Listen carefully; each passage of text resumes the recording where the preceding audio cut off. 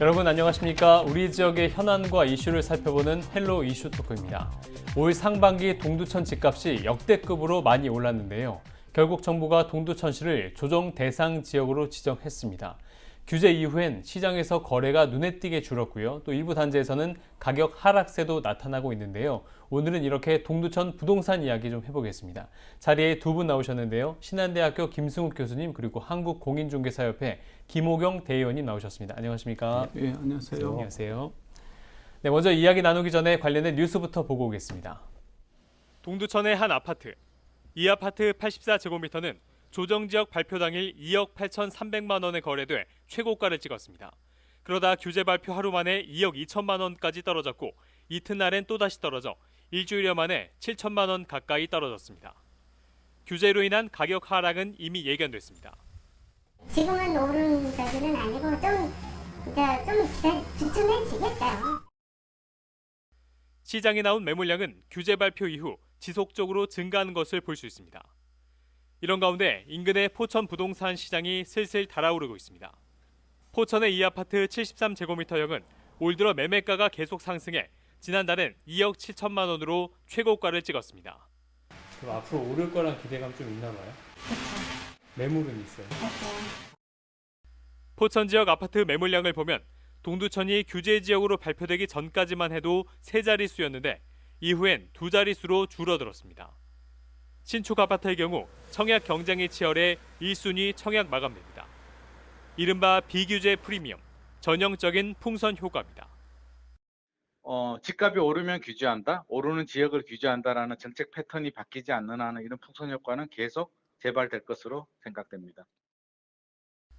최근 국토연구원 등 세계 국책 연구기관들이 낸 부동산 관련 보고서를 보면 정부의 부동산 정책 실패가 기존의 규제 중심의 부동산관을 답습했기 때문이라고 지적했습니다.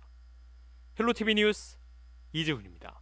네, 앞서 뉴스에서 보신 것처럼 올 상반기에 동두천 집값, 아파트값이 많이 올랐습니다. 대표님, 얼마나 올랐나요? 네, 사실 올 상반기에 동두천시 집값 상승세는 정말 대단했는데요. 네. 신문에도 많이 대서특필이 되고 네. 그랬었는데 아파트 평균 매매가 상승률이 약 35.4% 정도로 네. 동두천시 이제 지행역 주변 네. 주요 아파트 단지 실거래가 기준으로 2배 이상 오른 지역이 여럿이 나와 있습니다. 네, 그러니까 올 상반기 아파트값 상승률이 35.4%, 이게 경기도 31개 지역 중에 가장 높았다고 하더라고요. 네. 교수님, 그럼 이렇게 아파트값이 오른 데에는 분명히 이유가 있었을 텐데 어떻게 분석을 해보시나요? 일단 그 동두천이 제일 많이 오르긴 했는데 뭐 예. 전국적으로 다 이제 오르는 현상이 좀 계속되고 있는데 근본적으로 이제 금리가 좀 너무 낮고 있죠. 그래서 우리가 사실은 뭐 집값이 오르는 게 집이 부족해서라기보다는 어쨌든 경제 전반적으로 이제 어떤 투자의 어떤 개념이나 사람들의 어떤 돈벌이 수단까지 네. 생각해서 봤을 때 금리가 떨어지면 거기에 연동된 모든 그 투자 수익률이 떨어지게 되고 상대적으로 부동산의 투자 수익률이 높아질 수밖에 네. 없거든요. 근데 그런 상황에서 다른 지역 같은 경우는 다 이제 규제 지역으로 다 묶여 있었는데 네. 지금 동두천이 이제 비규제 비규제. 지역으로 이제 네, 돼 있었고 더군다나 이제 또 GTX C노선 같은 게 이제 개통된다는 그런 네. 기대감이 있어서 이제 최근에 이제 상승률이 이제 최고를 이제 예. 기록을 좀 했었던 거죠. 그래서 네. 어쨌든 풍선 효과 뭐 이런 것도 이제 그런 네. 측면에서 좀 볼 수 있을 것 같습니다. 네, 이렇게 동두천 6개 동이 조정 대상 지역으로 묶였는데요. 이렇게 조정 대상 지역 규제를 받으면 어떤 규제가 있을까요? 예, 여러 가지 이제 규제가 이제 네. 받게 되죠. 일단 규제 지역이랑 비규제 지역은 이제 뭐 받는 게 하늘과 뭐 땅 차이라고 네, 볼 수 네. 있는데 가장 이제 대표적인 건 일단 취득세가 중과가 됩니다. 그래서 네. 일단 비규제 지역일 때는 그 지역에 그러니까 그 곳에 집이 여러 채 있어도 네. 보통 이제 다주택자라 그래서 이제 취득세가 중과되지 않았는데 이제 동두천 같은 경우도 이제 규제 지역으로 되게 되면 이제 취득세가 두 채일 때는 8% 그리고 세 채일 때는 10% 이렇게 합니다. 네. 그래서 세금을 그만큼 더 내고 이제 사게 되는 거죠. 네, 네. 그러니까 향후에 집값이 상승한다 그래도 그 세금 오른 만큼을 또 이제 만회한다는 그런 네. 불안감이 생기게 되고 두 번째는 이제 양도세도 이제 나중에 팔 때 엄청나게 중과가 됩니다. 네, 그래서 네. 뭐 그런 거 나중에 팔 때도 이제 조금 이제 더 이제 수익률이 떨어지게 되고 그다음에 이제 대출 규제가 이제 또 예. 들어가게 됩니다. 그래서 보통 뭐 9억 원 이하 구간일 때는 뭐 50%, 초과분은 뭐 30%인데 네. 이 대출 규제가 또 문제가 되는 게 보통 우리가 지렛대 효과 또 레버리지 효과라 그러죠. 작은 부동산 투자에서 이제 작은 돈으로 네. 그 대출을 받아가지고 큰 더 비싼 물건을 사가지고 수익률을 극대화할 수가 있는데 이렇게 네. 대출 규제가 들어가면 이제 지렛대 효과, 레버리지 효과가 이제 줄어들게 돼가지고 네. 투자 수익률이 많이 이제 줄어들게 돼서 이제 약간 투자 의욕이 좀 줄어들게 됩니다. 예. 자, 앞서도 말씀드린 것처럼 올 상반기에 동두천시 아파트값 상승률이 굉장히 높았기 때문에 이 올 상반기에 동두천에서 갭 투자 비율도 굉장히 높았다는 또 통계도 있었습니다. 자, 그래서 이렇게 조정 대상 지역으로 지정된 이후에 시장의 반응을 좀 살펴보겠습니다. 앞서 뉴스에서도 좀 언급이 됐는데요. 일단 시장의 반응은 매수 문의가 눈에 띄게 줄었다고 합니다. 이게 8월 27일에 조정 대상 지역으로 발표를 했거든요. 그 예. 전까지만 해도 매수가 꾸준히 서울에서도 전화가 계속 걸려오고 했는데 그 발표가 있고 나서 바로 끊어졌다고 하거든요. 일단 규제 지역으로 이제 지정되면은 이제 예. 보통 서울에나 다른 지역에 집이 한 채 있으면서 이제 추가로도 하나 더 사도 이제 세금 부담이 별로 무겁지 않아서 네. 동두천에 대해서 이제 많이 문의가 있었는데 이제는 이제 동두천을 가지고 있어도 이제 세금이 중과가 되기 때문에 이제 많이 좀 투자 의욕이 좀 이제 꺾이고 있죠. 그래서 대표적으로 보면 매물도 좀 최근에 많이 좀 늘어났다고 합니다. 그전에 매물이요? 예. 네네. 그래서 보시면 9월 기준으로 391건이었던 게 네네. 보름 전에 308건 그래가지고 최근에 이제 26.9% 증가했다 그러고요. 네네. 가격도 조금 이제 약간 하락세라고 네. 합니다. 예를 들어서 생현동의 전용 84제곱미터의 한 아파트는 규제 지역 발표일일 때는 8월 27일 현재 2억 8,300만 원에 네. 이제 거래되기도 했었는데 바로 다음 날 이제 규제가 규제 지역으로 이제 지정이 네. 되면서 2억 2천만 원이나 또는 또 2억 1,500만 원 이러면서 한 뭐 7천만 원 가까이 이렇게 하락하는 경우도 있다고 합니다. 네, 방금 교수님 말씀하신 이 사례는 그 부동산 실거래가 앱을 저희가 참고했다는 점을 말씀을 드립니다. 자, 이렇게 조정 대상 지역으로 묶이면서 시장의 좀 이렇게 반응들을 보니까 불만의 목소리가 굉장히 많이 있었습니다. 특히나 이제 공인중개사 분들 이런 불만의 목소리가 많이 있었는데 동두천 아파트 값이 워낙에 좀 쌌는데 이제 좀 오르나 했는데 왜 지금 묶어버리냐 이런 불만이었거든요. 어떻습니까?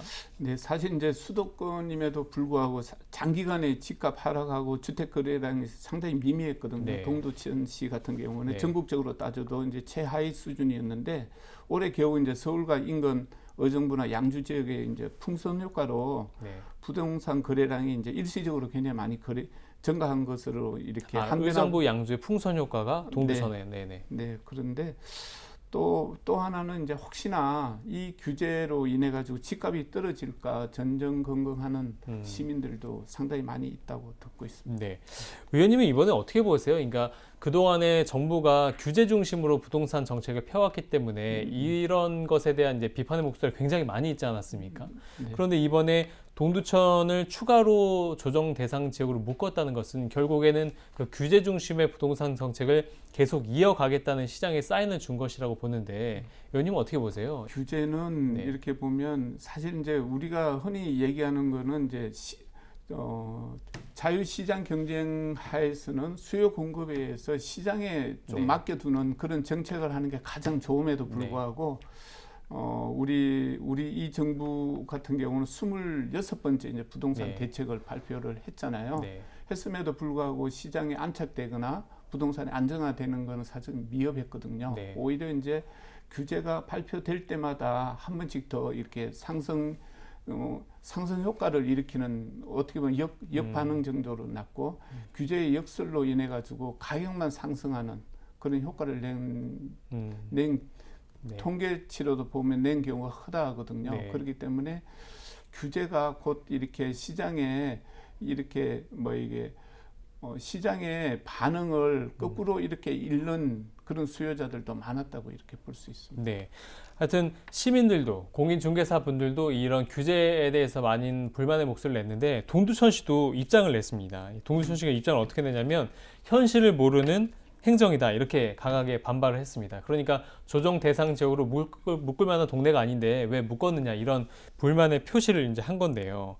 그런데 이제 동두천을 조정 대상 지역으로 묶었던 이 규제가 여기서만 끝나지 않고 인근에 있는 다른 비규제 지역에도 영향을 미쳤습니다. 대표적인 이제 포천시가 현재는 비규제 지역인데 여기도 약간 좀 부동산이 꿈틀대는. 예, 어쨌든 뭐 그 지금 부동산 가격을 이제 상승하게 하는 근본 요인은 이제 저금리 상황이 지속되고 있고 그게 이제 네. 풍선 효과라고 하면 풍선에 있는 바람은 계속 이제 불어가고 있는데 그거를 이게 규제 지역으로 이제 누르면은 누르지 않는 다른 지역으로 이제 삐져 나가는 그런 현상이 발생할 수밖에 없는 거죠. 그래서 이제 동두천을 이제 규제적으로 묶으면 그래도 이제 아직 비규제 지역으로 되어 있는 포천 같은 거로 이제 투자 수요가 이제 옮겨갈 수밖에 없는 거죠. 그래서 예를 들면 포천의 한 아파트 73제곱미터형 같은 경우는 이제 네. 매매가가 계속 상승해가지고 지난달에는 2억 7천만 원으로 이제 또 최고가를 찍었다고 합니다. 그래서 결국 그 동두천을 누르면 또 인근에 있는 또 다른 지역으로 또 이제 투자 수요가 옮겨가는 그런 현상이 좀 보여지고 있다고 이제 네. 볼 수 있습니다. 방금 교수님께서 말씀하신 그 사례 역시 부동산 실거래가 앱을 참고했다는 점을 말씀을 드립니다. 저희가 이제 동두천 그리고 포천에 있는 포천에 현재 그 동두천 규제로 인한 풍선 효과가 발생하고 있다 이 말씀 드리고 있는데 경기 북부 부동산 전반적으로 좀 이야기를 좀 해보겠습니다. 의정부에서 지금 공인중개사업을 하고 계시니까요. 의정부의 최근에 신축 아파트가 10억 아파트가 됐습니다. 근데 의정부에도 그야말로 10억 아파트가 등장을 했는데 의정부 아파트 시장은 어떻습니까 요즘에? 전체적으로 볼 때 거래량은 뭐 많이 줄었는데요. 네.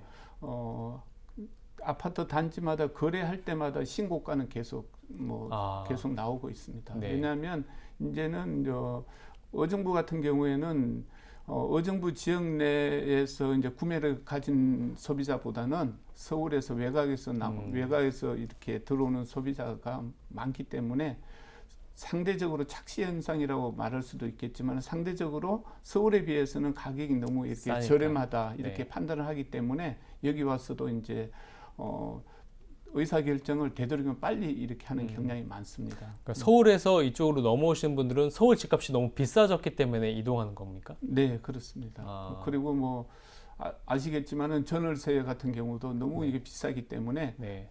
서울의 전월세 전세 가격이면 여기 의정부 와서도 신축 아파트도 구매할 수 있는 그런 충분한 여력이 되기 때문에 예. 그런 경향이 많은 것 같습니다. 또 최근에 보면 이제 가을 이사철이잖아요. 네, 작년 가을에 이제 굉장히 전세 난이 있었는데 지금은 좀 어떻습니까? 지금도 전세 같은 경우는 계약갱신돼 가지고 예. 뭐 이게 과거에 비해서는 좀 덜한 면은 있지만은 말씀드린 대로 이 아파트 한 단지에도 기존의 가격과 이중 가격이 형성되고 있어요. 네네. 사실 말씀드리면 아파트가 84제곱미터 같은 경우가 기존의 계약갱신 청구한 거는 2억 8천에서 3억 선 정도 된다고. 의정부 아파트 단지 말씀하신 거죠? 예. 그런데 신규로 이렇게 계약되는 건들은 네. 4억 9천에서 5억 선에서 거래가 되고 있으니까 네. 아파트 단지 내에서도 이중 가격이 있어가지고 이것이 계약갱신 청구가 이제 끝나는 시점에 되면 시장이 굉장히 좀 혼란스러울 거라고 이렇게 바라보고 있습니다. 동두천 이야기로 돌아와서 이제 많은 관심이요. 동두천이 조정 대상 지역으로 묶였기 때문에 과연 동두천 아파트 값이 앞으로 어떻게 될 것인가 이런 전망이 엇갈리는데요. 그러니까 조정 대상 지역으로 묶였기 때문에 가격 상승세가 멈출 것이다. 하락할 것이다. 아니다. GTX 호재가 있기 때문에 그럼에도 불구하고 계속해서 오를 것이다. 이런 전망이 엇갈리는데 교수님 어떻게 보세요? 일단 당분간 충격을 네. 받는 것은 이제 사실일 겁니다. 일단은 동두천의 어떤 그러니까 매수를 많이 타진했던 분들의 대부분의 경우가 이제 서울이나 다른 지역에 집을 한 채 가지고 네. 있으면서 이제 추가로 집을 이제 투자 목적으로 이제 사시는 분들이 많았고 특히 이제 갭 투자 같은 경우를 의뢰하시는 분들이 많이 있었는데 그분들이 이제 규제 지역으로 묶이게 되니까 이제 뭐 세금이라든지 이런 걸 중과세를 받고 대출 규제가 받으니까 이제 매수 의향이 좀 꺾일 것 같습니다. 그렇지만 우리가 근본적으로는 뭐 저금리 상황이든지 부동산 가격 상승을 하는 요인 자체는 또 남아 있기 때문에 그게 네. 어느 정도 지나면 전보다는 못 하겠지만 또 영원히 뭐 가격 하락세가 지속되리라고는 생각하지 않습니다. 네, 의원님은 어떻게 보세요? 네, 저는 지금의 이제 부동산 시장에서는 당분간은 네. 부동산 가격이 뭐 약보합세 정도는 유지할 거라고 보고 있고요. 네. 그렇지만 지역의 이제 개발 호재, 즉 이제 동두천시 같은 경우에는 이제 지역의 사활을 걸고 있는 GTX-C 네. 노선 이제 연장 추진하는 것과 네. 이제 가시화되거나 혹은 뭐 생년동 재건축과 또 동두천시의 이제 면적의 절반을 차지하고 있는 그 뭐 캠프 캐시엄 미군 네. 부대 네. 공여지 반환이 속히 이제 이루어진다면 동두천시가 이제 기회의 땅 획기적인 일자리 창출에 이제 도시가 된다면 부동산 시장이 더더욱 탄력을 받을 것으로 이제 보고 있고요. 네. 지금까지는 이제 서울과 인접지인 의정부나 양주 등은 이제 풍선 효과로 가격 상승을 사실 주도를 했거든요. 네. 그렇지만 이제 국토교통부가 이제 국회에 제출한 자료에 따르면 젊은 세대들이 갭 투자 비율이 약 한 66%에 달하고 있다는 동두천이? 통계 예. 있습니다.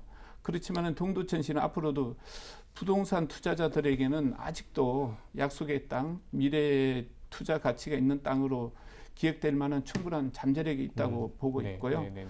주위 인접지인 의정부나 양주 등의 이제 조정 대상 지역으로 지정됐음에도 불구하고 가격은 지속적으로 이제 상승을 했거든요. 네. 그렇기 때문에 동두천 부동산 시장을 제가 봤을 때는 너무 흐리게 볼 필요는 없다고 보였습니다. 예.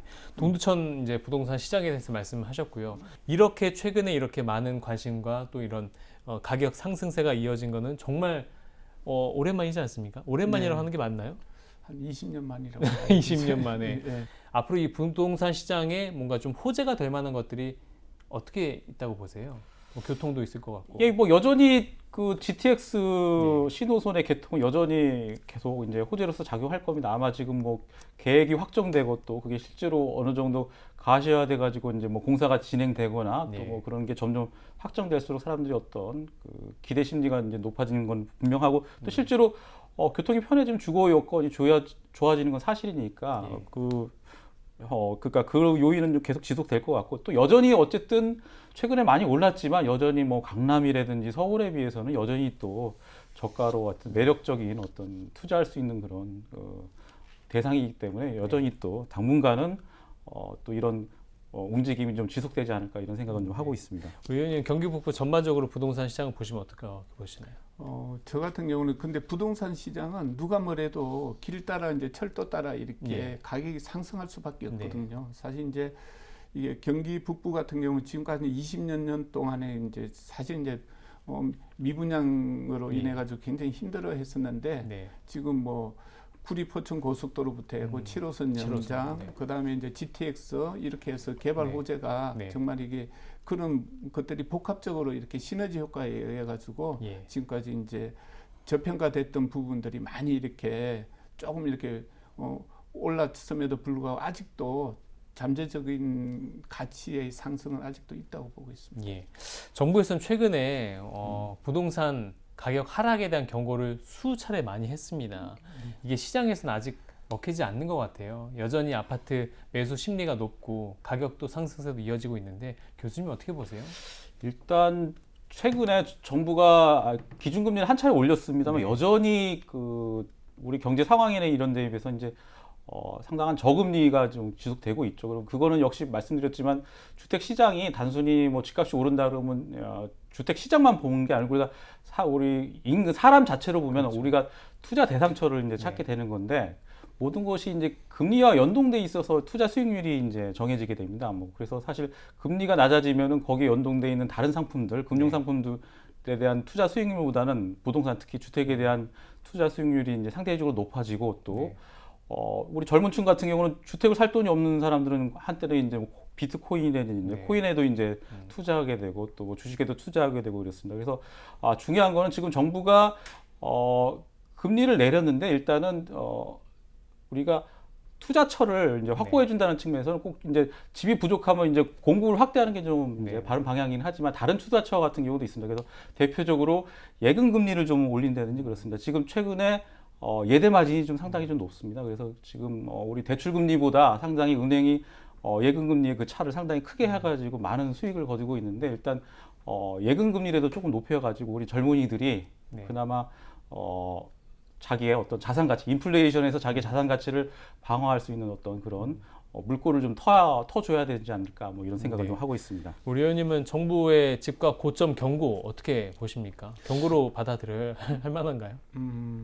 지금 사실 현장에서는 이렇게 보면 이제 인플레이션이 지금 계속 지속되고 네. 있고요. 그게 결과 거꾸로 얘기하면 이제 화폐 가치가 하락하는 거지 그렇죠. 않습니까? 네. 그 상황에서 지금 모든 물가가 이제 급등하고 있어요. 네. 예를 들어서 원자재 가격부터 해서 건축 네. 건축비 부분에서 한 30-40% 이렇게 인상이 되고 있거든요. 코스트가 상승이 되고.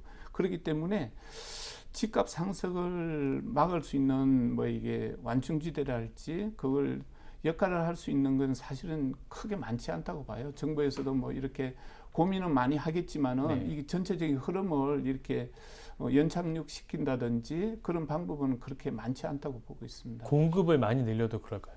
사실 이제 공급을 늘리는 것이 우리가 뭐 옛날에 뭐 누가 모 장관이 얘기했듯이 빵을 굽는 네네네. 것처럼 그렇게 할 수 있는 것이 아니기 때문에 네. 이게 빨라야 3-4년. 지금 현재 신도시 같은 경우는 뭐 사전 청약을 이렇게 하고 있지만은 네.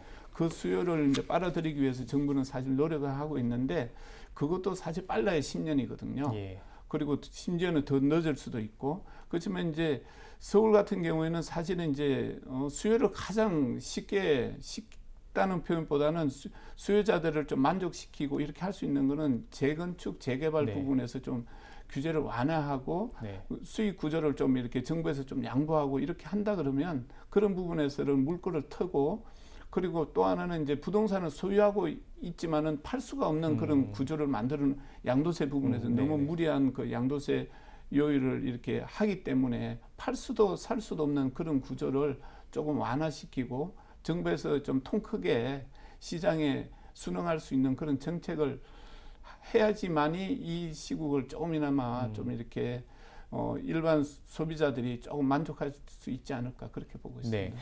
지금 이 상황에서 정부의 부동산 정책에 두 분이 각각 뭐 한마디씩 제안을 해주신다면 어떤 지금 현재 정책적인 변화 어떤 것들이 좀 필요하다고 보십니까, 교수님? 전 아까 말씀드린 여전히 네. 우리가 집값을 잡으려면 이제 공급을 꾸준히 예. 해야 되는 건 맞는데 예. 다만 그거는 이제 시간이 오래 걸린다는 오래 문제가 걸리죠. 있습니다. 네. 그래서 여전히 저는 금융 쪽 특히 네. 이제 금리 네. 특히 그 중에서도 우리가 대출 금리를 이제 급격하게 올리면 자영업자들이든지 힘들잖아요. 아니면 기업 하시는 데 힘든데 네.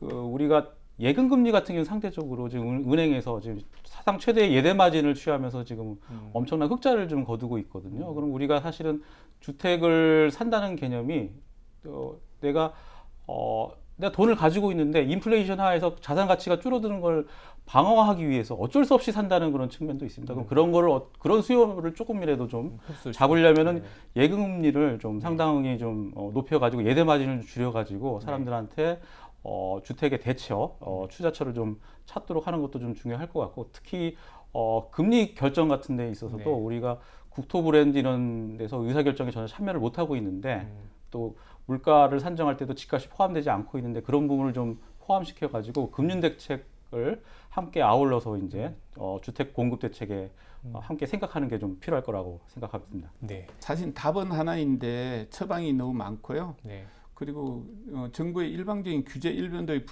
드라이버 네. 정책은 사실 부동산 시장을 굉장히 혼란만 시키고 가중시키고 있는 것 같거든요. 네. 네.